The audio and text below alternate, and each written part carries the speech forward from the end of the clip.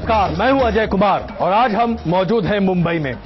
महाराष्ट्र में जिस तरीके से राजनीतिक गतिविधियां एक के बाद एक चरम पर आती चली जा रही हैं, विधानसभा चुनाव का ऐलान हो चुका है, लेकिन दोनों तरफ से यानी कि सत्ता पक्ष और विपक्ष में गठजोड़ की स्थिति अभी तक अधूरी ही बनती दिखाई दे रही है।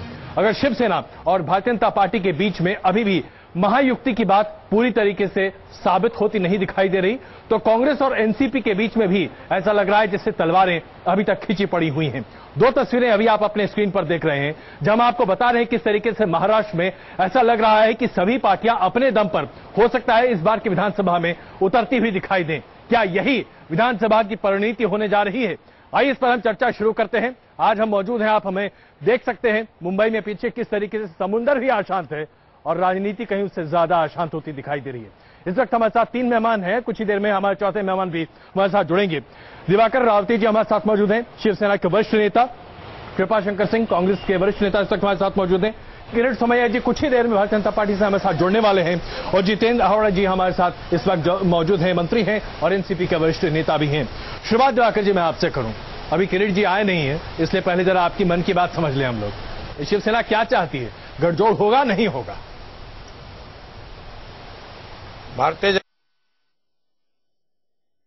राष्ट्रीय अध्यक्ष ने 2 दिन पहले हमारे पक्ष प्रमुख को ऐलान किया था कि हम 2 कदम आगे चले हैं, आप 2 कदम आगे जाए। तो आज सुबह ही आदरणीय पक्ष प्रमुख उद्धव जी ठाकरे 2 कदम आगे चल पड़े हैं। अभी हम देखते हैं हमारा चलना उनको अच्छा लगता है और पाव खींचना अच्छा लगता है, वो हम देखेंगे आगे। नहीं तो इसमें तो जनता को समझ में नहीं आ रहा है किससे कदम ताल करे। आपके माध्यम से आपके साथ कदम ताल करे, बीजेपी के साथ आपके माध्यम से तो जनता ये सब देख रही है जी, क्या हो रहा है, कैसा हो रहा है, क्यों हो रहा है।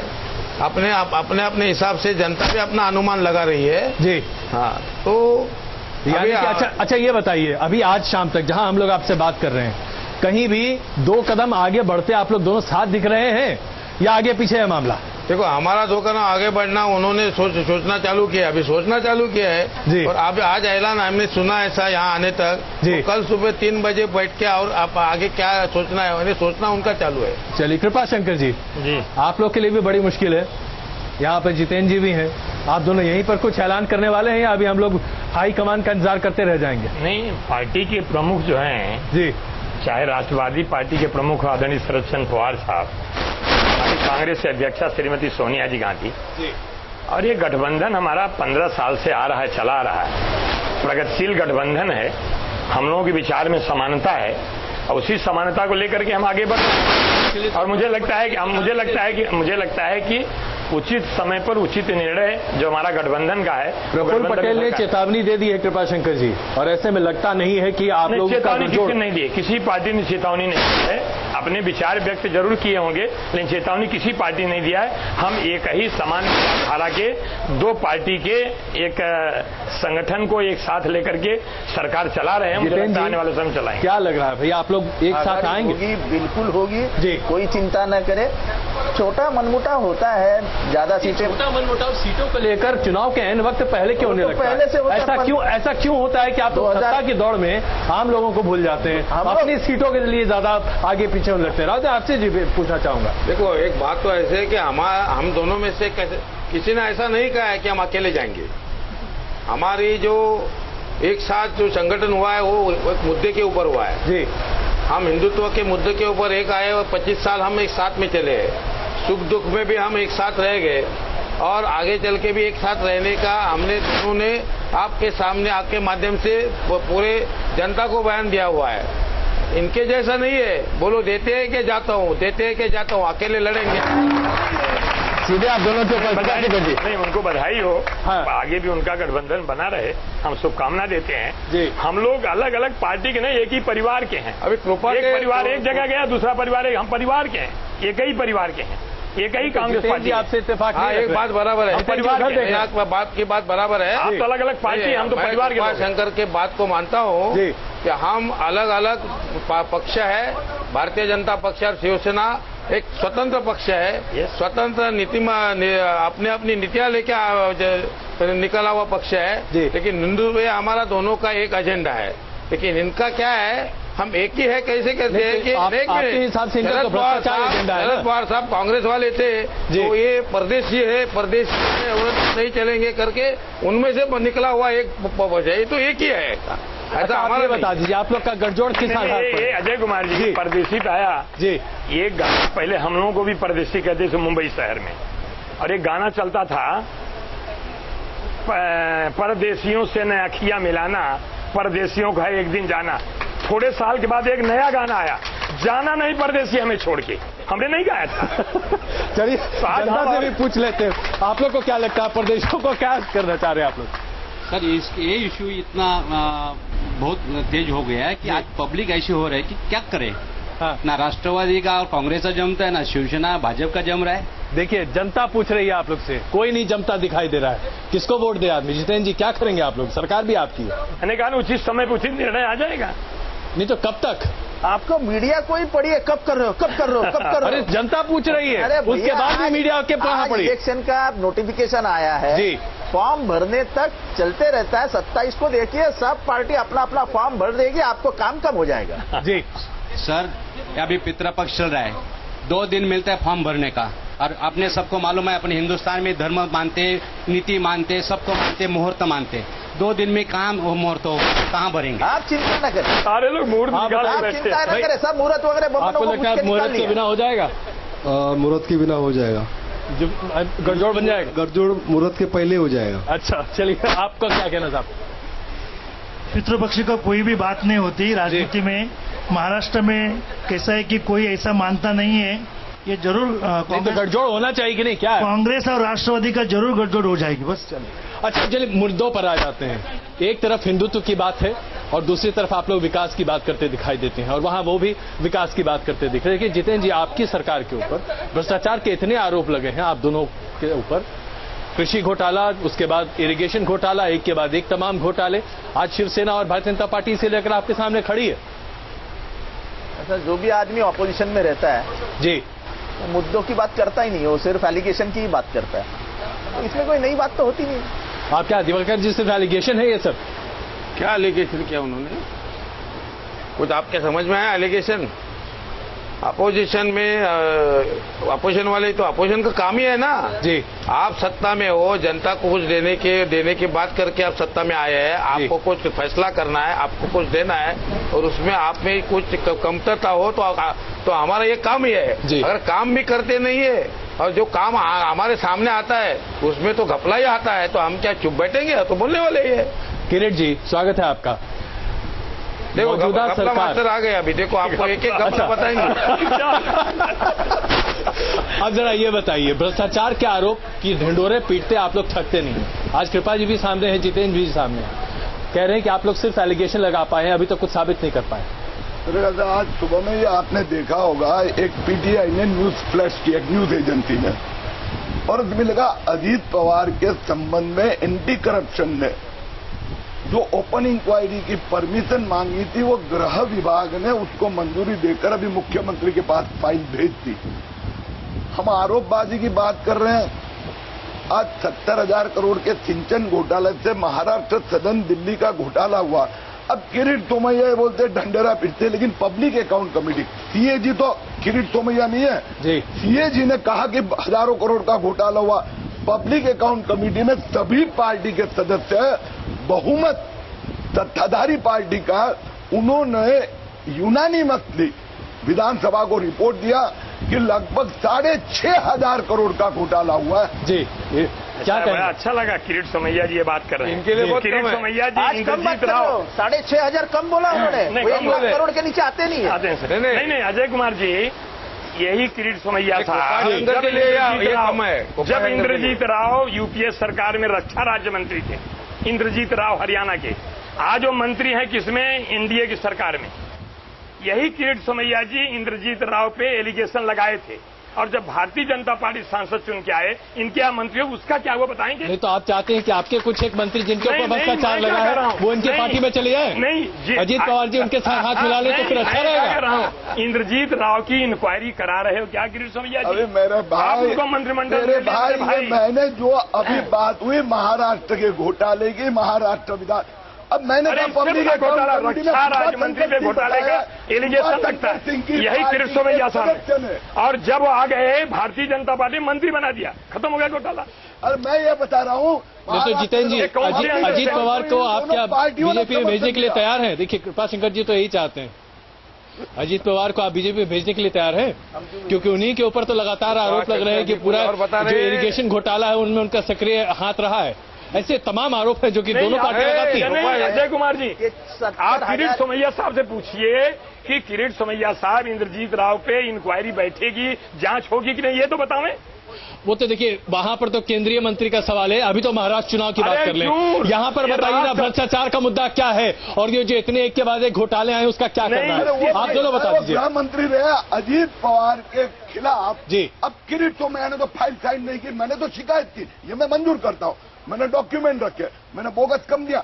लेकिन आज महाराष्ट्र के मंत्रालय से ये बातमी न्यूज खबर आई है कि गृह विभाग ने अजीत पवार के खिलाफ एंटी करप्शन ने जांच करने की फाइल मुख्यमंत्री को रेकमेंड करके भेजी कि नहीं। बताइए साहब। ऐसा है जी कि हम कभी इंक्वायरी से डरे नहीं, क्योंकि हम कुछ करते नहीं। इनके राजनाथ सिंह के बेटे के ऊपर आरोप किया गया, दबाया गया। सदानंद गौड़ा के बेटे के ऊपर रेप का आरोप गया, दबाया गया। एक मंत्री के ऊपर मंत्री होते हुए रेप का आरोप है, दबाया गया। हम दबाने का काम नहीं करते, हम इंक्वायरी के सामने गए, हम करते ही नहीं तो डरते किसके बाप को? नहीं तो उसके बाद फाइलें जल भी तो जाती है ना। हाँ तो मंत्रालय जला है, आपका बोलना है, ऑन रिकॉर्ड बोल रहे हो आप? नहीं ऐसा लोग आरोप लगाते हैं। बोल रहे तो बोलो मेरे को। ऐसा आरोप लगाते हैं लोग। चलिए आपके बगल में निकला है, मेरे मुंह से निकलने की बात नहीं है आरोप। नहीं देखिए आप नहीं आप यहाँ मुझे कटघरे में खड़ा नहीं कर सकते। किरीट जी बिल्कुल किरीट जी समर्थन करता हूँ जी, मैं आपका समर्थन करता हूँ। आपका किरीट जी क्या ये आरोप भारतीय जनता पार्टी और शिवसेना नहीं लगाती आ रही? कर रहा हो मैं इनको इतना क्यों डर लग रहा है कि बोलने नहीं दे रहे आपको या मुझे? नहीं आप बोलिए, आपको बोलने से कोई रोका? अरे आपको मुंडे जी नहीं बोलने से रोक सकते, हम क्या बोलेंगे? अब देखो कैसे, चलिए अब मैं बता रहा हूँ बिल्कुल आपको कि आपकी सरकार ने गत 2 सप्ताह में मुंबई के सेनापति बापट मार्ग की कितनी जो इस प्रकार की जो मिल बिककर जो बिल्डिंग बन रही है उसमें पार्किंग एफएसआई की फाइल गए 2 साल से पृथ्वीराज चौहान ने 2 साल पहले निर्णय दिया कोई फाइल क्लियर नहीं होगी। ये गए 15 दिन में कितनी फाइल साइन हुई मैं आपको बता रहा हूँ। आगे फाइल जलने की बात बता रहा हूँ। मैंने मंत्रालय में आरटीआई में एप्लीकेशन की, मुझे पुरानी और सब फाइलें देखनी है। मंत्रालय से क्या जवाब मिला पता है? फाइलें जो पहले जो मुख्यमंत्री अशोक चौहान और पृथ्वीराज चौहान की जो हुई थी सिग्नेचर, वो फाइलें जल गई है। क्या कहेंगे कृपा करने वाले जलने की जो बात बताइए, आरोप आप ही लोग के ऊपर लग रहा है। क्या आरोप है? मैं रिकॉर्ड पे जा रहा हूँ या इनके सामने? चलिए हम यहाँ पर रुकते हैं। हमने रिकॉर्ड की बात करी, उसको जवाब दिए नहीं। रिकॉर्ड की बात भाई चलिए गौड़ा का रेप का क्या? चलिए आप नहीं आप महाराष्ट्र की बात करें ना, आप सदानंद गौड़ा की बात क्या करते हैं? चलिए हम यहाँ पर रुक रहे हैं कुछ देर के लिए, तुरंत वापस आ रहे हैं। जो फाइलें जलने की बात किरीट सोमैया जी ने जो अभी सामने रखी है इस पर आप लोग अपना जवाब तैयार रखिएगा। हम तुरंत वापस आ रहे हैं। अभी महाराष्ट्र विधानसभा को लेकर कई मुद्दे सामने आते हुए दिखाई दे रहे हैं, लेकिन जाहिर सी बात है अभी गठजोड़ ही तय नहीं है तो शायद मुद्दे कहीं हाशिए पर आते दिखाई दे रहे हैं। राप्ते जी, बड़ा मुद्दा क्या है, विकास या हिंदुत्व के नाम पर एकजुट होना? इस चुनाव में हमारा विकास यही मुद्दा है और हमने पहले ही हमारा विकास की जो संकल्पना है तो विजन डॉक्यूमेंट आदरणीय उद्धव जी ठाकरे साहब ने, हमारे पक्ष प्रमुख ने पहले ही सबको बता दिया है, जानकारी दी है। और विजन डॉक्यूमेंट के बाद उसमें का तो विकास सिर्फ मराठी मानुस का होगा या बाकियों का भी होगा? पर प्रांतियों का भी विकास होगा कि नहीं? ये मुंबई शहर में, हिंदुस्तान में या मुंबई महाराष्ट्र में रहते हैं उनके पूरे विकास का है। विकास करते हुए हम जात धर्म नहीं देखेंगे और ये तो कुछ देखने का सवाल ही नहीं आता है। हमारी मुंबई हमारी है, हम 105 हुतात्मा करके हम ये मुंबई हासिल किए। ये मुंबई का इतिहास विकास करना और महाराष्ट्र का विकास करना ये हमारा चलेगा। और मोदी के जादू में शिवसेना की कितनी जगह है? मोदी के नेतृत्व में आज देश प्रगति कर रहा है। महाराष्ट्र में महायुति के नेतृत्व में नहीं, उसके लिए तो मैं हो रही है आप लोग की। ऐसा है भैया, घर होता है, परिवार होता है, लेकिन ये सब इसलिए चल रहा है कि हमें महाराष्ट्र का विकास करना है। मैं आपने जो विकास का प्रश्न पूछा, मैं ये बताऊंगा, आपने देखा गत सप्ताह में मुंबई में लोड शेडिंग थी, पावर कट था। मुझे 24 घंटे बिजली देनी है, हर गांव को रास्ता देना है, रोजगार देना है। आप जो कह रहे हैं मैं उस पर जरा में 1 लाख मैं यहाँ पूछ भी लेता हूँ, आपको क्या लगता है संभव है? बिल्कुल संभव नहीं है। मैं आपसे एक बात कहना चाहता हूँ, भ्रष्टाचार पर बात हो रही थी। महानगर पालिका मुंबई में पिछले कई वर्षों से शिवसेना बीजेपी की सरकार है, इन्होंने पूरे मुंबई करों को लूट लिया है पिछले कई वर्षों में। चलिए, और कुछ और एक सेकंड सर, आप बताएं सर। अभी बहुत हो गया भ्रष्टाचार, सब लोग नंगे हैं। अभी हमको आप आगे क्या करने वाले बोलो। भ्रष्टाचार से क्या होता है, सुप्रीम कोर्ट का टाइम जाता है, सीबीआई का टाइम जाता है, हमारा पैसा खर्चा होता है, हमारे केसेस पेंडिंग रहते हैं। तो अभी मेरे सब लोगों को विनती है, बहुत हो गया भ्रष्टाचार वगैरह, आप क्या काम करने वाले ये पहले बता दो। भ्रष्टाचार बिल्कुल बहुत महत्वपूर्ण सवाल। तो सबसे पहले रावते साहब, मेरे पास वक्त कम है, एक चीज बता दीजिए जो आप महाराष्ट्र की जनता को वाकई में देने के लिए तैयार हैं। हम बिजली देंगे, शिक्षा का नया प्रबंध करेंगे और आगे चल के किसानों के लिए उसके हित में अलग अर्थसंकल्प लाके उनके लिए उनको जीने का सहारा देंगे। जितेंद्र जी, आपकी सरकार जितने साल रही, 40,000 किसानों ने अपनी जान दी है आत्महत्या के तौर पर। कितना? 40,000। ऐसा एनजीओ के आंकड़े सामने आए हैं। आप बोल रहे हैं, आप बोल रहे हैं? मैं नहीं बोल रहा, ये आंकड़े हैं, ये आंकड़े देखिए ये आंकड़े हैं। आपको वास्तविकता बोलनी होगी। क्या वास्तविक? क्या बोल रहे हैं आप? बोल रहे हैं कि इसको जो रिकॉर्डेड है उसमें रिकॉर्डेड सुनिए, रिकॉर्डेड 13,600 है और 40,000 है जो आंकड़े तमाम एनजीओ सामने रखते हैं। जितेंद्र जी, अगर आप इस तरीके से सवाल करेंगे तो आप क्या कहना चाहते हैं कि आपके राज्य में किसान आत्महत्या नहीं कर रहे? हम कहाँ नामंजूर कर रहे हैं? तो फिर 13,600 तो रिकॉर्डेड है ना। हमको इनकार कर रहे हैं कि आत्महत्या नहीं हुई, ऐसा थोड़ी हम कर रहे हैं। तो फिर? लेकिन आपने जिस तरीके से 2 बार एलिगेशन एंकर के स्वरूप में लगाया, एंकर के स्वरूप में मैंने आपने मंत्रालय जलाया दिया, आपने 40,000। जी नहीं, किरीट जी ने उसका आपके सामने, किरीट जी ने आपके बातों का समर्थन किया। जी नहीं, आप चलिए, अगर आपको ऐसा लगता है तो सिर्फ आप एक बात बोलना चाहता हूँ। जी बताइए। किरीट जी ने बोला कि मुंबई में लोड शेडिंग हुआ। अरे मुंबई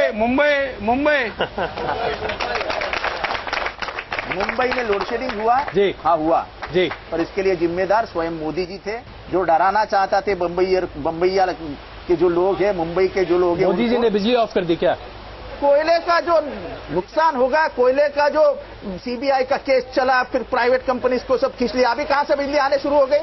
जब ये बवाल उठा महाराष्ट्र में कि मोदी जी के धोरण की वजह से, पॉलिसी की वजह से मुंबई में बिजली जा रही है, तब से बिजली गई नहीं मुंबई की। तब से बिजली नहीं गई।